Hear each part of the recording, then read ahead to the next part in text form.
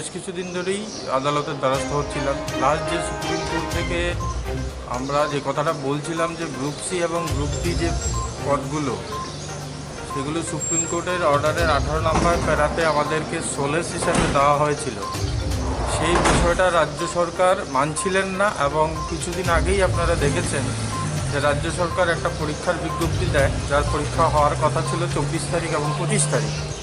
তাতে রাজ্যের সমস্ত প্যাকারদের সঙ্গে আমাদেরকে পরীক্ষায় বসানোর কথা বলা হয়। সেই বিষয়টা নিয়েই আমরা ত্রিপুরা হাইকোর্টের দ্বারস্থ হই।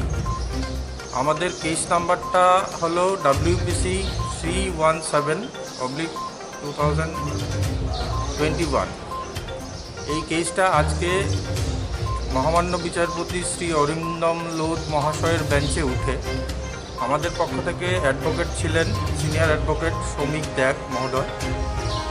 তো আজকে এই কেসটা 8 নম্বরে ছিল লিস্টেড। তো যথারীতি আমাদের কেসটা হেয়ারিং হওয়ার পর মাননীয় বিচারপতি রাজ্য সরকারকে বেশ কিছু জিনিসই বলেন।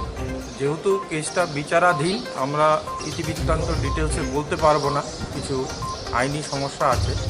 সেক্ষেত্রে এইটুকুনি বলবো, রাজ্য সরকারকে একটা নোটিশ করেছে 4 সপ্তাহের মধ্যে উত্তর দিতে। কারণ রাজ্য সরকার একদিকে সুপ্রিম কোর্টে এফিডেভিট করে একরকম কথা বলছে, কিন্তু বাস্তবে স্টেটে এখন যে প্রক্রিয়ায় কাজকর্মগুলো করছে গ্রুপ সি গ্রুপ ডি, তার মধ্যে মিল নেই।